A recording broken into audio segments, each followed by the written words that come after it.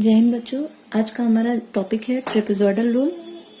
पिछले लेक्चर में हम लोगों ने जनरल क्वाड्रेचर फॉर्मूला जो है उसकी हेल्प से ये सीखा कि कैसे किसी definite integral a b f x d x की वैल्यू हम अप्रोक्सीमेट वैल्यू हम निकाल सकते हैं अगर हमें एक्स की कुछ वैल्यूज पता है, x0, x1, x2 up to xn, जो कि क्या है, इक्विडिस्टेंट है, और उसके करस्पॉन्डिंग y की वैल्यूज यानी फंक्शन जो y इक्वल एफ एक्स है हमें उसकी वैल्यूज पता है, y0, y1, y2 and up to yn। अगर ये वैल्यूज हमें पता है तो हम definite integral a to b f x d x की वैल्यू जो है वो अप्रोक्सीमेट वैल्यू कैलकुलेट कर सकते हैं यूजिंग जनरल क्वाड्रेचर फॉर्मूला। आप सभी को पता होगा कि जब भी हमें कोई डेफिनेट इंटीग्रल इस तरह का दिया होता है तो ज्योमेट्रिकली इसका मतलब क्या होता है, उसका मतलब होता है कि ये हमारा जो भी कर्व है y इक्वल एफ एक्स, मान लिया ये हमारा कर्व है y इक्वल एफ एक्स, ठीक। तो इस कर्व और x एक्सिस के बीच का जो एरिया जो कि limit x equal a and x equal b, इनके बीच जो भी एरिया बाउंडेड है उसकी वैल्यू जो हम निकालते हैं उसी को हम रिप्रेजेंट करते हैं किससे, definite integral a to b f x d x. ये है geometrical interpretation of this definite integral a to b f x d x, जिसमें हम कर्व और x एक्सिस के बीच का एरिया निकालते हैं जो कि बाउंड हो x equal a and x equal b में, ठीक। तो जनरल क्वाड्रेचर फॉर्मूला में क्या थी हमारे पास, कुछ x की इक्विडिस्टेंट वैल्यूज दी थी। जैसे मान लिया ये पहला पॉइंट हम लोगों ने x इक्वल x0 को a माना, ये हमारा x0 हो गया। ये लास्ट पॉइंट xn को b माना, ये हमारा xn इक्वल b हो गया। और बीच के हमें कुछ इक्विडिस्टेंट पॉइंट्स पता थे, मान लिया ये x1 है, ये x2 है, और इसके करस्पॉन्डिंग ऐसे ही आगे के पॉइंट्स हैं हमारे, और इसके करस्पॉन्डिंग वैल्यूज हमें पता है y1, y2, y3 and so on, ठीक। तो उस केस में क्या कर सकते हैं, हम पूरे इस integral definite integral a to b को हम डिवाइड कर सकते हैं कुछ स्ट्रिप्स में, ठीक, इक्विडिस्टेंट स्ट्रिप्स में। और हर स्ट्रिप का अगर एरिया पता हो तो सारे स्ट्रिप्स के एरिया को ऐड करके हम पूरे डेफिनेट इंटीग्रल की value within the range x equal a to x equal b calculate कर सकते हैं। ओके, तो ये जो जनरल क्वाड्रेचर फॉर्मूला था इसके कई केसेस हैं जो कि n की वैल्यू पे डिपेंड करते हैं। तो जो पहला केस है हमारा, उससे हमें ट्रेपेजॉइडल रूल मिलता है जनरल क्वाड्रेचर फॉर्मूला के पहले केस से।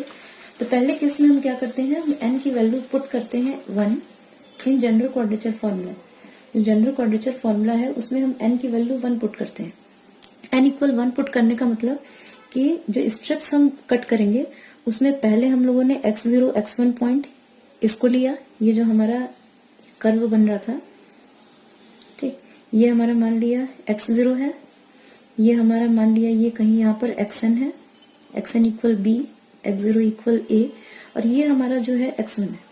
तो जैसे ही हम n की वैल्यू 1 लेते हैं यानी हम x0 से x1 के बीच जो स्ट्रिप एरिया है उसको हम कैलकुलेट करेंगे। हमारा जो दिया हुआ डेफिनेट इंटीग्रल है वो कुछ है a से b, ठीक, एफ एक्स डी एक्स, इसी की वैल्यू हमें ट्रेपेजॉइडल रूल से कैलकुलेट करनी है। तो n इक्वल 1 रखने का मतलब है कि हम लोगों ने क्या किया, सबसे पहले x0 और x1 जो स्ट्रिप है उसके बीच जो एरिया बाउंड है उसको हम लोगों ने कैलकुलेट किया, x0, x1 F x d x. उसके बाद नेक्स्ट जाएंगे x1 और उसके ठीक बाद वाले पॉइंट x2, n इक्वल 1 का मतलब हम दो दो पॉइंट्स लेकर इस पूरे एरिया को स्ट्रिप्स में कट करेंगे। तो पहला जो हमारा पॉइंट होगा वो x0, x1 यानी x0, x1। नेक्स्ट जो हमारा पॉइंट जाएगा वो x1 और x2 के बीच जो एरिया कवर है जो स्ट्रिप है उसको, यानी यहाँ पर हमारा जाएगा x1 टू x2। तो x0 तुरंत उसके बाद x1, फिर next strip x1 to x2, third जो है वो हमारा होगा x2 to x3। Okay, third strip हमारा ये हो गया, ये f x d x plus x2 to x3 f x d x, और ऐसे ही करते करते लास्ट स्ट्रिप जो हमारा आएगा ये xn माइनस 1 टू xn, ये होगा xn minus 1 to xn f x d x. और जब इसको पूरे को हम ऐड करेंगे तो हम जानते हैं कि ये इक्वल टू दिस होगा। ओके, तो n इक्वल 1 का मतलब है कि एक बार में हम दो पॉइंट कंसीडर करेंगे और उनके बीच जो है, उन्हीं दो पॉइंट्स के बीच जो एरिया है जो स्ट्रिप बन रही है हमारी उसका एरिया कैलकुलेट करेंगे। ओके, तो इस केस में जो है n पे इस जो हमारा जो भी दिया हुआ रेंज ऑफ इंटीग्रेशन है उसे हम जितने भी सब इंटरवल्स में डिवाइड कर सकते हैं, जितने भी स्ट्रिप्स में चाहे हम इस पूरे एरिया को डिवाइड कर सकते हैं। इस रेंज ऑफ इंटीग्रेशन को हम चाहे तो जितने भी 3, 4, 5 जितने भी सब इंटरवल्स में हम इसको डिवाइड कर सकते हैं। इस पे कोई रिस्ट्रिक्शन नहीं है कि ए बी को हम 2 या 4 या 6 या 3 के मल्टीपल्स में ही डिवाइड करें, जो कि आगे के कुछ रूल्स हम लोग पढ़ेंगे उसमें रिस्ट्रिक्शंस होंगे। ट्रेपेजॉइडल में कोई ऐसा रिस्ट्रिक्शन नहीं है। हम इस रेंज ऑफ इंटीग्रेशन को जो है जितने भी सब इंटरवल्स में चाहे 3, 2, 4 जितने भी सब इंटरवल्स में डिवाइड करके प्रॉब्लम को सॉल्व कर सकते हैं। तो देख लेते हैं स्टेटमेंट इसका। ट्रेपेजॉइडल रूल क्या कहता है कि अगर हमारे पास कोई फंक्शन y इक्वल fx है, ठीक, और हमें इस फंक्शन की वैल्यूज पता है कुछ equi distant points x0, x0 plus h, x0 plus nh, जहां h स्टेप साइज है, और उन पे वैल्यूज फंक्शन की है y0, y1, y2 up to yn। तो हम कुछ इस फॉर्मूला से, जहां पर इसे a to b fx dx भी हम लोग लिख सकते हैं, ये फर्स्ट पॉइंट x0 जो है a ले रहे हैं और x0 प्लस nh भी, तो हम कुछ इस फॉर्मूला से क्या कर सकते हैं, इस डेफिनेट इंटीग्रल की वैल्यू कैलकुलेट कर सकते हैं। फॉर्मूला आसान है, 1/2 स्टेप साइज, फिर फर्स्ट वैल्यू जो हमको क्वेश्चन में दी होगी प्लस लास्ट पॉइंट जो भी क्वेश्चन में y की वैल्यू दी होगी, उन दोनों को ऐड करेंगे, और बीच की जितनी वैल्यूज हमको y1 से लेकर yn-1 तक, फर्स्ट और लास्ट वैल्यू के बीच जितनी वैल्यूज है उन सबको हमको ऐड करना है और 2 से मल्टीप्लाई करना है। तो ये इस तरह से फॉर्मूला है। न्यूमेरिकल के लिए फॉर्मूला आना बहुत जरूरी है, ठीक है। तो देख लेते हैं इसका डेरिवेशन। प्रूफ किया कि ट्रेपेजॉइडल रूल का प्रूफ भी, क्योंकि एग्जाम में पूछ लेता है। जनरल क्वाड्रेचर फॉर्मूला हम लोगों ने डिराइव किया था कुछ इस तरह से, x0 plus nh fx dx equals h ny0 plus n square by 2 delta y0 plus n cube by 3 minus n square by 2 delta square y0 by 2 factorial, plus इस तरह से कुछ था हमारा up to n+1 terms, up to n+1 terms. Okay, क्या करेंगे हम trapezoidal rule के लिए, n की वैल्यू 1 पुट करेंगे, ठीक, और n की वैल्यू जैसे ही पुट हम 1 हम करेंगे तो क्या करेंगे, second and higher order differences, forward differences, delta square, delta cube, ये वैल्यूज जो है हमारी, ये हमारी 0 हो जाएंगी, ठीक। Second and higher order differences हमारे 0 हो जाएंगे, क्यों, क्योंकि n इक्वल 1 का मतलब है हमें 2 पॉइंट्स पे फंक्शन की वैल्यूज पता है, x0 और x1 पे, ठीक। x0 to x0 plus nh का मतलब है xn, तो n की वैल्यू 1 जैसे ही लेंगे तो यानी हमें x0 और x1 2 पॉइंट पे फंक्शन की वैल्यूज पता है, जो है y0, y1, यानी 2 पेयर ऑफ वैल्यूज हमें पता है, 2 pair of values of x and y। और हम लोगों ने फर्स्ट यूनिट के लेक्चर में पढ़ा था कि जितने पेयर ऑफ वैल्यूज हमें पता होती हैं एक्स वाई की, उतनी बार फॉरवर्ड डिफरेंस हम जैसे ही करते हैं या उससे ज्यादा बार फॉरवर्ड डिफरेंस, तो हमें 0 वैल्यू मिलती है। ओके, तो n की वैल्यू 1 होने का मतलब 2 पॉइंट्स पे हमें फंक्शन की वैल्यूज पता है, इसलिए second and higher order differences इस फॉर्मूला में हमारे क्या हो जाएंगे, 0 हो जाएंगे। तो n equal 1 and delta square और उसके आगे के टर्म्स को जैसे ही हम 0 पुट करते हैं तो हमें कुछ मिलता है, यहाँ n की वैल्यू 1 रखते ही x0 to x0 plus h हो गया हमारा, ठीक। fx dx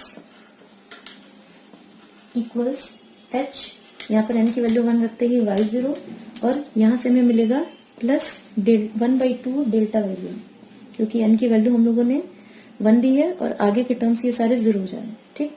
अब ये डेल्टा y0 की जगह हम क्या लिख सकते हैं, ये हमारा हो गया hy0 plus 1/2। Forward difference operator जब भी किसी फंक्शन पे लगेगा तो नेक्स्ट पॉइंट पे वैल्यू फंक्शन की यानी y1 माइनस इसी पॉइंट पे वैल्यू यानी y0। ओके, तो ये फॉरवर्ड डिफरेंस ऑपरेटर के डेफिनेशन से इसे लिख सकते हैं हम ये हमारा सॉल्व करने पे कुछ आएगा x0 plus h fx dx equals 1/2h y0 plus y1। Okay, तो ये हमारा हो गया जो भी हमारा x0 से x1 के बीच जो हमारा स्ट्रिप बन रहा है उसका एरिया निकालने का हमारा ये फॉर्मूला होगा। ओके, अब इसी में अगर हम x1 टू x2 के बीच स्ट्रिप के बीच जो एरिया बन रहा है अगर ये हमें निकालना है तो हमें क्या करना होगा, हमें यहाँ पर x1 रखना होगा और यहाँ पर x2 रखना होगा, ठीक। तो नेक्स्ट हम इसी फॉर्मूला से निकालेंगे, ये जो इक्वेशन 1 हमारा मिला है इसी के हेल्प से निकालेंगे। तो हमारा सिमिलर प्रोसेस से हम लिख सकते हैं x0 प्लस h का इंक्रीमेंट करेंगे तो x0 plus h, x0 plus 2h हो गया हमारा यहाँ पर fx dx इक्वल्स 1/2h और यहाँ पर भी हमारा सबस्क्रिप्ट एक बढ़ जाएगा क्योंकि y0 जो था वो हमारी वैल्यू थी x0 पे, और जैसे ही हम x0 को रिप्लेस कर रहे हैं x0 प्लस h से, क्या कर रहे हैं हम इक्वेशन 1 में x0 को रिप्लेस कर रहे हैं x0 प्लस h से।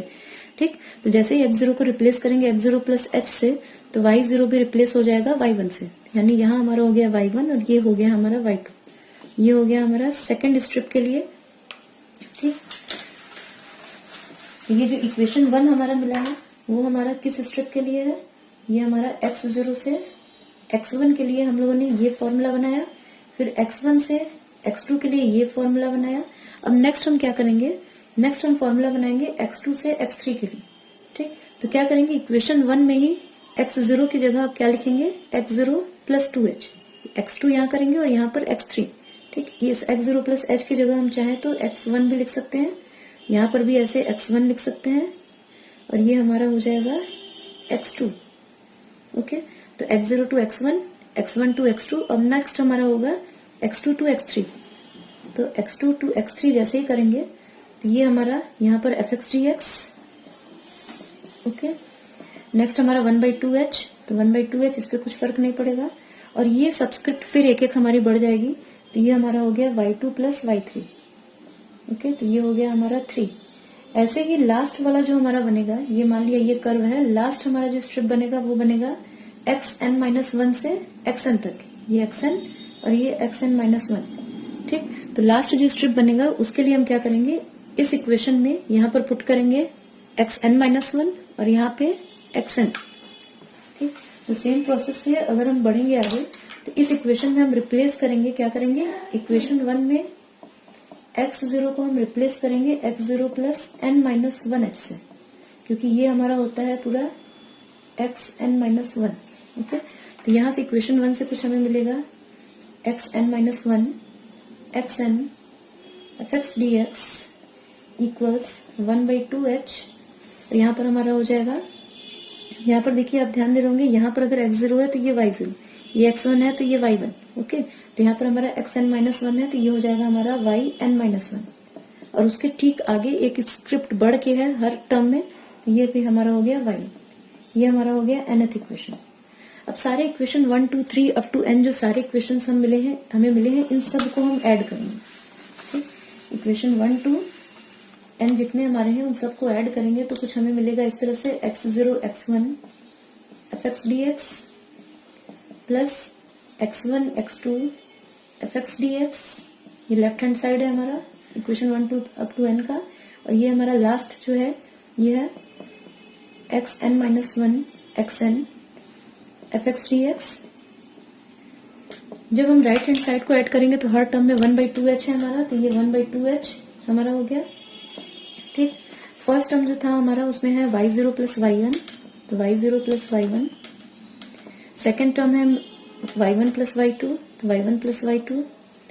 थर्ड इक्वेशन में हमारे पास लेफ्ट हैंड साइड में था y2 प्लस y3, और इस तरह करते करते लास्ट इक्वेशन जो हमारा है उसमें है हमारे पास yn-1 प्लस yn।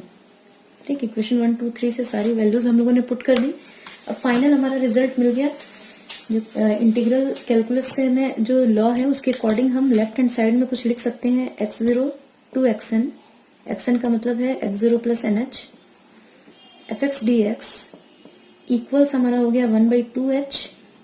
अब हम देख रहे हैं कि ये y0 टर्म और yn टर्म ये हमारे एक एक बार ही आ रहे हैं पूरे इसमें।